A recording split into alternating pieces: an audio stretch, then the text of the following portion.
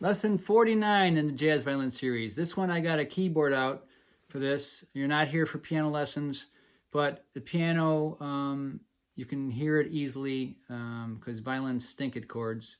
But it's a very important concept. You already learned about the note number system if you're following along here, and how to kind of hear some tricks to hear them by ear.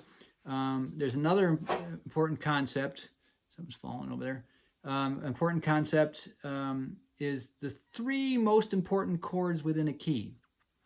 They're the magic three. If you know these three in every key, which is all 12 of them, or 15 keys if you're a reader, as I mentioned in another video, then you're in the club, man. So what are the three magic chords? The 1 chord, the 4 chord, and the 5 chord. You've heard me mention these other videos already, but we didn't really stress them. So I'm going to give you on the keyboard here the key of C, all the white keys. So it's a good and explain list.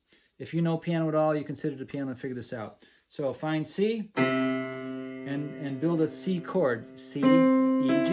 That's the first chord in the key of C. We already learned about diatonic triads. Every other note starting from each note. That's the first chord, the second chord, the third chord, the fourth chord. This is the second one we're going to talk about right now. It's one of the most important of the most important 3 chords. So the important 3 are the 1, the 4, and the mighty 5. Some people call it the dominant chord because it has this strength to it. And there's something there you can learn right away. You can tell which of the 3 chords you're on by the feeling it gives you. It's another secret trick. Just like the tonic note, you can tell where the tonic or the fundamental is by the relaxed feeling it has. The chords will follow similar things. The first chord will feel relaxed. When we're at the 4 chord, kind of lifts, doesn't it? In a soft way. Lifts it, doesn't it? The 5 chord, like I said, is mighty. It's called, in classical music theory, the dominant chord. It's the strongest second last chord you can have. It always wants to lead back to 1. Hear that? That's 5 to 1. So if you can feel that, you can find your way through even the simplest songs like Happy Birthday.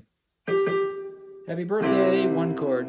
2, 5 chord, happy 5 chord, to the 1 chord, happy 1 chord, to the lifting to the 4 chord, happy 1 chord, 5 and 1s. Even Happy Birthday has those 3.